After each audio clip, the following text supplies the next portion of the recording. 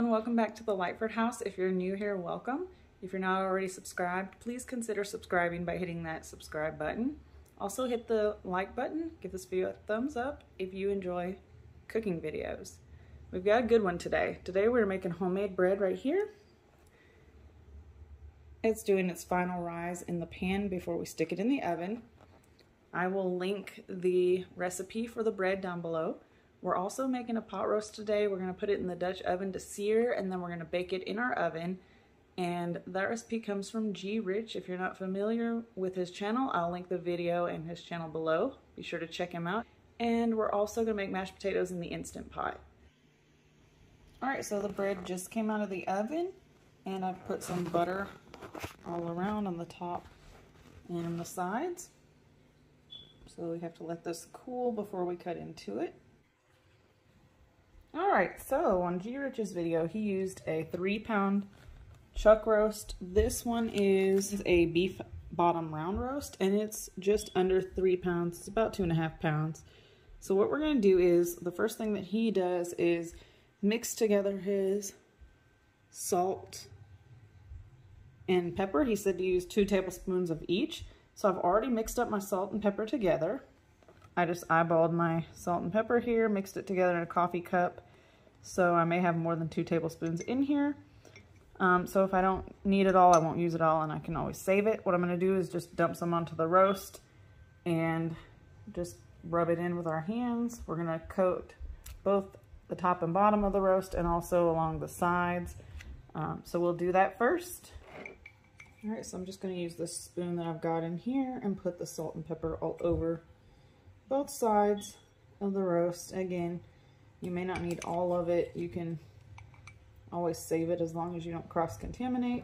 So, and I'm just going to pat that down onto the roast. And then we're going to flip it over and do the same thing on the other side.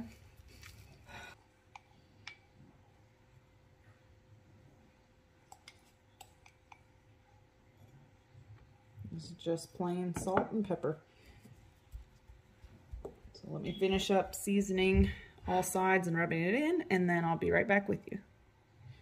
Alright, as you can see here, we're seasoned up on all sides here, top and bottom. Seasoned up really well. Now we're going to go over to the Dutch oven, or you can use any kind of oven-safe pot or pan. And I did not use all the mixture of salt and pepper, so I'll just save this. We will go ahead and take this over to the stove and sear it. Alright, over here in my Dutch oven on my stove, I've got 1/4 cup of vegetable oil. And we're going to turn this on to about medium heat and let this pan get hot. And after that happens, we're going to add 2 little pats of butter into the oil and let that melt down. Then we're ready to add our roast. And I'm going to go ahead and just add 2 little pats of butter. Just about like so, straight into the oil. And again, this is 1/4 cup of vegetable oil. And once that butter melts down, we're going to add the roast in and sear it for about 5 minutes on each side. And it is on medium heat.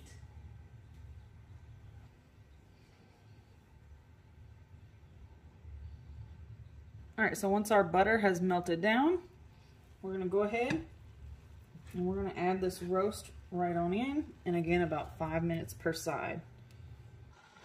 Alright, so you can hear that sizzle, and while this is searing, you can go ahead and set your oven on to bake at 300 degrees so it can preheat. Alright, it's been a few minutes. We're going to go ahead and give this roast a flip and sear it for about 5 minutes on the other side as well. Alright, let's see what we're looking like. Alright, look at this. Nice and brown. Let me get up closer so you can get a better look. That's what we want. We're just searing it at this point. So we're going to go for 5 minutes on the other side, and then we're going to add, let me show you what we're going to add to this. You're going to add 1/4 cup of red wine. You want to use a red wine that you would like to drink. Now, if you don't like red wine or you don't have any on hand, I'm sure that you could add 1/4 cup of beef broth to this. All right, now he had 2 medium-sized onions. I had 1 large onion that I cut up earlier just to save some time when cooking dinner. And I just cut them into strips. I'll show you when we add those in. And then we're also going to add a handful of carrots in there around the roast. And we're also going to add about a 1/4 cup of minced garlic in there. And we're just going to add that on top of the roast and the veggies once we finish searing the meat. Also, don't forget to hydrate while you're cooking. All right, the oven is preheated to 300 degrees. We're still searing away. We're almost done with the searing process. And then we're going to go ahead and add the red wine, onion, carrots, and garlic. Then we'll be ready to pop this in the oven. We are also going to add a lid, so you want to use a pot that has a lid, or like I mentioned, a Dutch oven if you have one. All right, at this point we're done searing. We're going to go ahead and slowly add in the red wine, or if you choose to use beef broth, then use that. About a 1/4 cup, which I'm just eyeballing it like I do with most things when I'm cooking.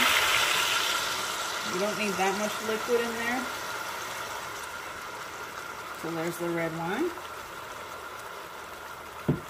Next, we're going to add the onions in. And I told you I'd show you. So I cut the onions into strips about like this. Just going to add those around. And it smells so good in here already, just with that wine in there. Actually, I'm going to remove it from the heat and finish this up so that that wine doesn't evaporate. We're going to finish adding our onion and carrots around the roast, and then we'll add the garlic on top of everything. All right, so I think I made the right call just using that 1 large onion because it's plenty of onion. So you're going to surround your roast with the onion, and then we're going to add some carrots. You can add as much or as little carrots as you like. All right, I've got my carrots added in there, and now I'm going to put a 1/4 cup of garlic on top of the meat and the vegetables, and then that's it. We're ready to go straight into the oven. Pretty simple to throw together. We're going to take, like I said, about a 1/4 cup of minced garlic, and just add that on top of the meat and the vegetables. So we want to spread it around. And I'm just going to use the tongs here to kind of spread that around the vegetables. And to also get it into the cracks of the roast as he did. We want it all over the meat and vegetables. All right, so once we're looking like this, we are ready to go into the oven. We're gonna cover it with the lid and bake it for 1 hour on 300 degrees. All right, got the lid on. Now we're ready to go into the oven. All right, now I mentioned earlier that I'm gonna follow his recipe, but I am gonna add mushrooms. 40-minute mark, when it has about 20 minutes left to go, I'm gonna add the mushrooms to this. All right, 1 hour, and here we go. All right, and while the roast is in the oven, I'm gonna go ahead and cut up the bread that we made earlier. And I told you that I was going to link the recipe to the bread below. I do want to let you know though, the only thing that I do different on that recipe is I actually use my 8-quart Instant Pot to proof the bread. So I put it in there and I hit the yogurt button and set it for an hour. That is how I proof the dough when I'm making the bread, but other than that, I follow all the other steps to the T, and we're gonna go ahead and slice it up and I'll show you what the inside looks like. All right, I have a bread knife here. Go ahead and slice this up, and you do want to let this cool when you take it out of the oven. Don't cut into it right when you pull it out of the oven. Do want to let it cool down somewhat. So here's what the inside looks like. I've made this bread several times. It always turns out really, really good. So, like I said, I'll leave you that recipe down below. Now, for the side dish to go with the roast and carrots, I'm going to make some mashed potatoes in my Instant Pot. I'm just going to use my little 3-quart. And it's going to be really easy. You can make mashed potatoes in your Instant Pot as well if you have one, or you can just make them on the stove top, or you don't have to make mashed potatoes at all. Here is our bread all cut up and sliced up. So you can see it makes a pretty good amount of bread. All right, I'll see you back once the roast is ready.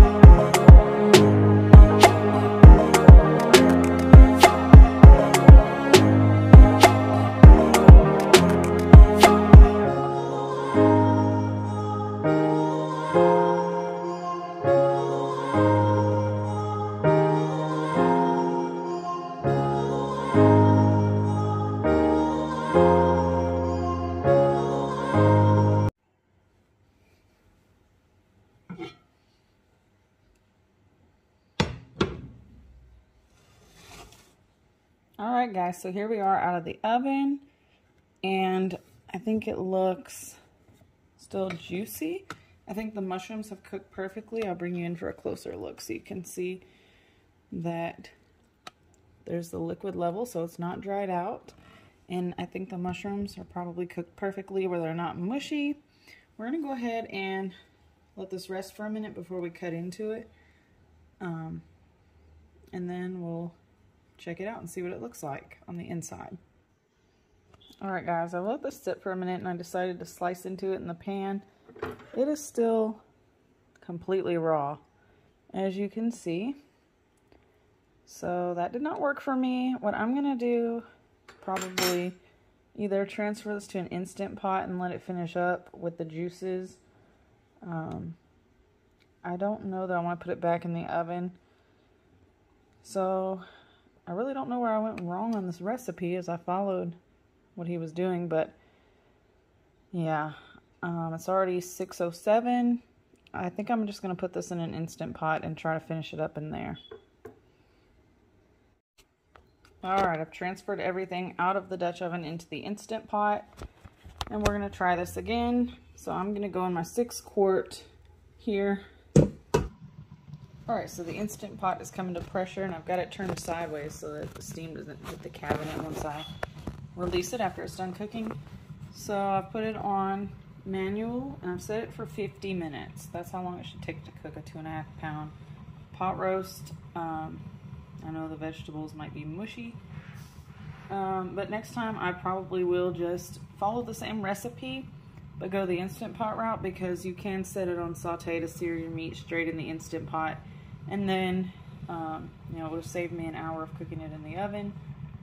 So there you go. I don't know what went wrong. I'm sure the recipe is fine since it worked for him, but maybe it was something I did wrong. I don't know. But anyway, we're gonna finish cooking this in the Instant Pot. It still smells good anyway, so it's coming up to pressure, and we'll be back once it's done.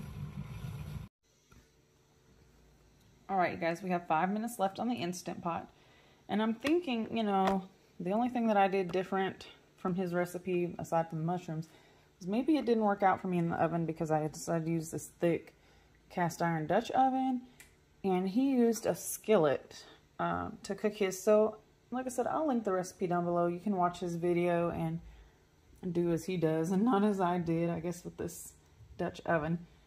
But if you know me, you know that I like to use the Instant Pot a lot. So, you know, this recipe could work in the Instant Pot and probably a slow cooker as well if you wanted to cook it low and slow. I'm sure that that would work as well. But anyway, I'll link his video down below.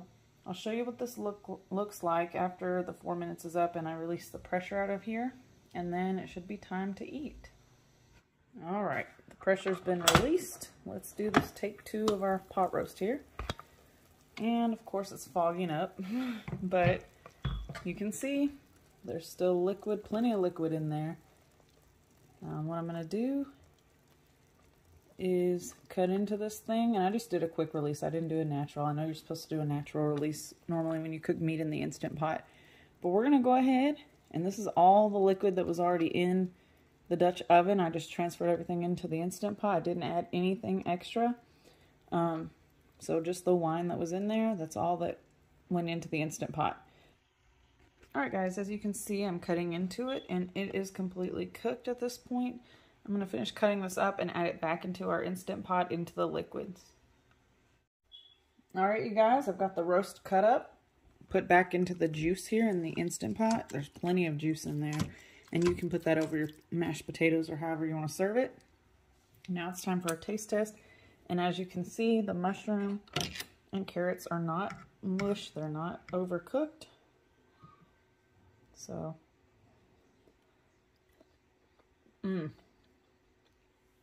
that's really good. I'm going to try the roast.